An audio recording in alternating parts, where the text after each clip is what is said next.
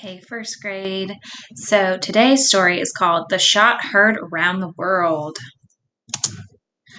Our learning objectives for today are to describe the Boston Tea Party, identify and describe significant events leading to the Revolutionary War, demonstrate an understanding of the word volunteers and the phrase let the cat out of the bag, and then use a graphic organizer to summarize our read aloud. Our key vocabulary are militia, obeyed, signal, spies, and volunteers. Militia is a noun, and militia is an army that is made up of ordinary people who are not trained. Okay, so long ago, towns would have a small militia to help keep people safe. Okay. Obeyed is a verb, and it means followed orders or did something that you were told to do. The girl obeyed her mom's instructions and cleaned up her room.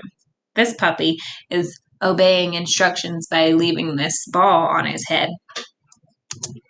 Signal is a noun, and it's an object or act used to send a message without words. The pirates waited for the signal before rushing off the boat.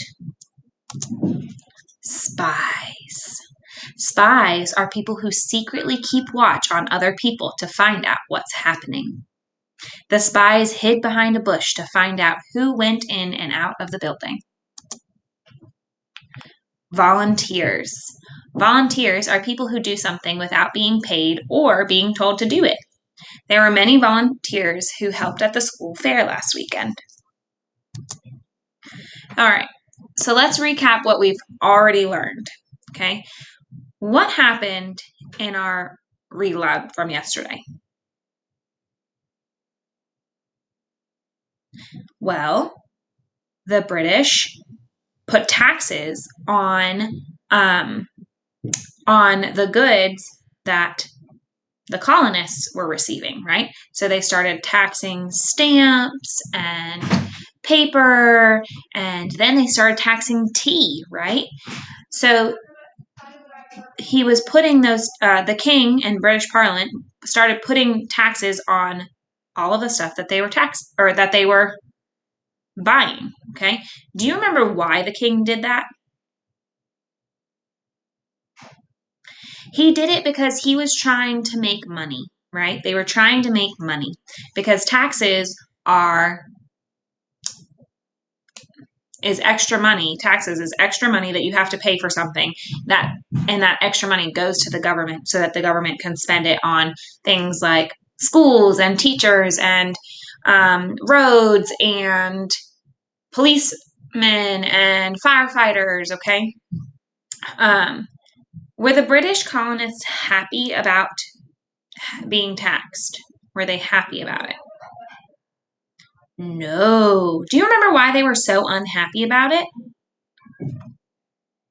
Because they didn't have any voice, right? They didn't have a representative that got to pitch in how they thought their money should be spent, right? So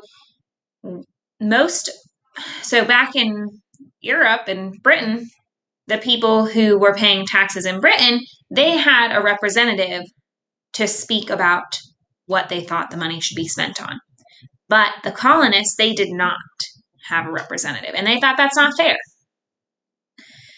So what did the colonists do in response to the king's taxes? What did they do?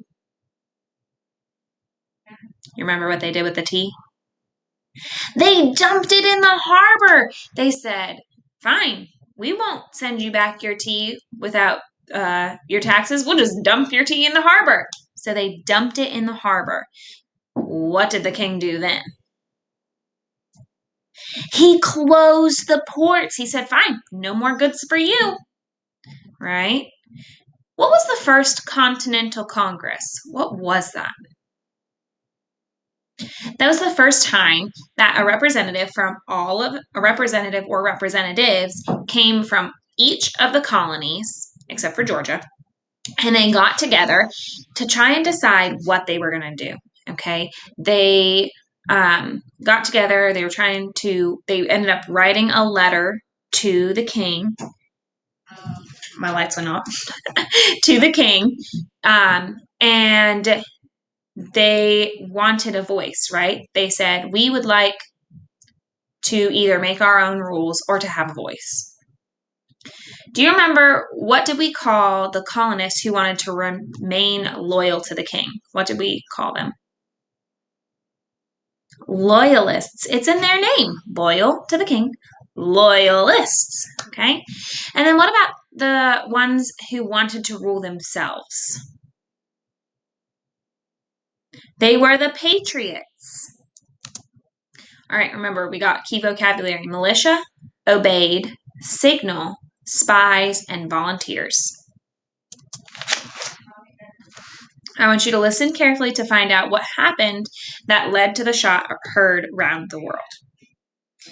After the Boston Tea Party, King George sent thousands of British soldiers to Boston to make sure colonists obeyed the king's orders. They swarmed the streets of the city in their fancy red uniforms with shiny buttons, earning themselves the name Redcoats. They carried weapons with them everywhere they went. This made the people of Boston very angry. The city no longer felt like home to them. They didn't know whom to trust. Spies spread out all over the city, British soldiers disguised as colonists, and colonists disguised as British soldiers. There was lots of whispering in the streets as people kept secrets from one another. It was not very pleasant, and it was even a little scary. Paul Revere was a silversmith living in Boston. As a silversmith, he kept quite busy making and repairing silver dinerware, candlesticks, and jewelry. A sign with a silver pitcher hung outside his shop on the town. One day, the door to his shop flew open and a friend rushed over to Revere's side. The two men were both members of the Sons of Liberty, the group of patriots who had emptied the tea into the Boston harbor. Ever since the Boston Tea Party, the colonists of Massachusetts had been hiding weapons, gunpowder, and cannonballs in neighboring towns. The British, afraid the colonists might be planning to attack them, captured the weapons whenever they learned where they were hidden. Why do you think those colonists were hiding their weapons? Because they probably didn't want them taken away. That's maybe one idea. Now, as the two men huddled together in the back of Revere's shop, his friend whispered that the British were planning to raid colonist storehouse of weapons in the town of Concord. The British were to travel that night, he said, but nobody knew whether they would march there or by land or choose the shorter route and sail on a boat by sea. The Patriots knew they must somehow warn the militia in Concord that the British were coming by sea. Revere and others spied on the British to discover the soldiers' plans. When Revere learned the troops were coming by sea, he arranged for a signal to be given, a secret code. His friend was to climb up to a bell tower of the Old North Church, light one lantern, and hang it in the belfry if the British are traveling on foot by land, Revere told his friend. But if they are traveling on a boat by sea, hang two lanterns. So what are they going to hang? One lantern or two lanterns? Two lanterns, right? Because it said up here that they were going to be coming by sea. Paul Revere left his family and crept down to the banks of the Charles River. He quietly crossed the river in a boat to a spot where he borrowed a horse from his friend and fellow patriot. Paul Revere mounted the horse, tipped his hat in thanks to the patriots, and sped away. As he galloped through the towns along the way, Revere shouted to the colonists in their beds, "The redcoats are coming! The redcoats are coming!" All around him, shutters were thrown open as people began waking in the middle of the night. When Revere reached the town of Lexington with word of the approaching British troops, men hurried from their homes, joining one another with their muskets in the middle of the town. These people, known as Minutemen, because they were expected to be ready to fight in a minute's notice, slept with their muskets and gunpowder beside their beds. Revere was joined by a second rider, William Dawes, who had been sent on the same mission, but following a different path to Lexington. At dawn, the British reached Lexington. The Minutemen were farmers, shopkeepers, and volunteers for their country, not trained soldiers. They looked ragged next to the well-dressed British soldiers, or redcoats. In the confusion of the early morning hours, a shot was fired. Others fired back, and fighting continued throughout the morning. Finally, the Minutemen were able to force the British to return to Boston, firing at them from behind rocks, trees, and fences all along the way. To this day, no one knows who fired the first shot that day. Nerves had been on edge since the Boston Tea Party, so it wasn't surprising that the guns went off. That first shot was the beginning of a long war between British and their American colonies. It is known as the shot heard around the world because not only did it change the life of colonies, but it also changed things all around the world in Great Britain, all the way across the Atlantic Ocean. That long war became known as the Revolutionary War. Could it be that the shot heard around the world rang so loudly from Massachusetts colony that it actually reached King George's ears that April morning? What do you think? Probably not. Okay, so now we are going to comprehension questions and word work. What was the main topic of this read aloud? What was it about? It was about Paul Revere helping get the Minutemen prepared to fight the British and the Revolutionary War that started with the battle at Lexington, right? So it was mainly about Paul Revere, who was the man who warned everybody and warned the Minutemen so that the Minutemen could get ready for that to fight the British. My words aren't working today. Who were the Redcoats? The British Army. And who were the Minutemen? The colonial militia. Why do you think Paul Revere warned the colonists that they were coming? Because he was a patriot. That's whose side he was on, right? So he wanted to warn them so that they could be prepared. What does the phrase one if by land and two if by sea mean? Think about our story. That picture and see if that helps you remember. Yeah, it refers to a signal. One lantern meant that the redcoats were coming by land, and two meant that they were coming by sea. What was the shot heard around the world? What was that? That was the beginning of the fighting between the Redcoats and the Minutemen at Lexington that started the Revolutionary War.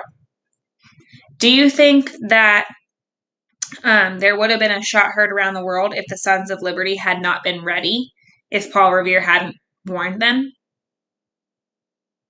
I don't know. I guess maybe they could have been, maybe they couldn't have been. They were called the Minutemen after all, but I don't know. I guess it depends. In the read aloud you heard, the Minutemen were farmers and shopkeepers, volunteers for their country, not trained soldiers.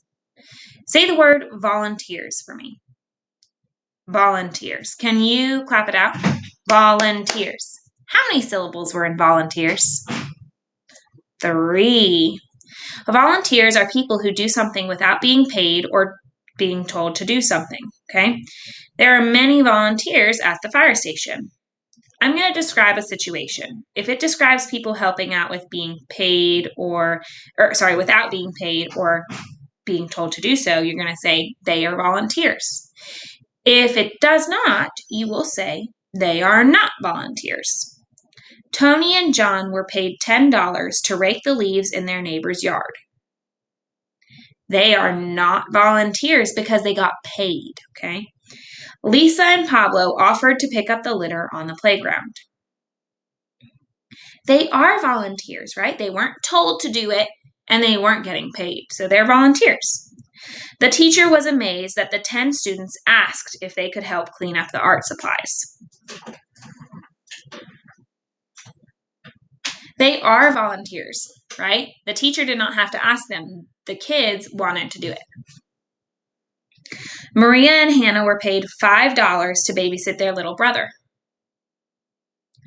They are not volunteers because they got paid.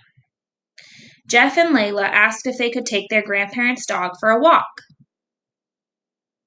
They are volunteers. They're not getting paid and they were not told to do that. Okay, so we're going to talk a little bit about the phrase, let the cat out of the bag. Okay, can you say that? Let the cat out of the bag. Now, does that mean that you actually have a cat in a bag and I'm telling you to let it out? Well, first of all, I hope you wouldn't have your cat in a bag. That would be kind of weird. Okay, so if someone let the cat out of the bag, that means that that person told a secret. So the redcoats were probably angry that Paul Revere let the cat out of the bag by warning the colonists that the redcoats were coming. In other words, Paul Revere told the redcoats' secret. Have you ever let the cat out of the bag if you knew something? I'm trying to think if I did. Oh, I did on accident. My dad was getting my mom a new phone for her birthday, but I didn't know that it was a surprise, so I told my mom. So I let the cat out of the bag when I told my mom. All right. I want you to tell me if the following are good examples of letting the cat out of the bag. I had such a long soccer game. I went home, laid down, and let the cat out of the bag. No, that makes no sense. What about Michaela and Charlie? Michaela asked Charlie to keep a secret, but Charlie let the cat out of the bag and told the whole class. That is a good example, right? They were telling this, or Charlie told the secret. Okay, so let's make sure we hit all of our learning objectives. Did we describe the Boston Tea Party? We did. Did we identify and describe significant or important events that led to the Revolutionary War? We did. That's what happened with the shot heard around the world. That was an important event that led to the Revolutionary War. And we talked about Paul Revere too. Were we able to demonstrate an understanding of the word volunteers and the phrase, let the cat out of the bag? We were. And then in a little bit, you are going to use a graphic organizer to summarize the read aloud from today. All right. Have a great day.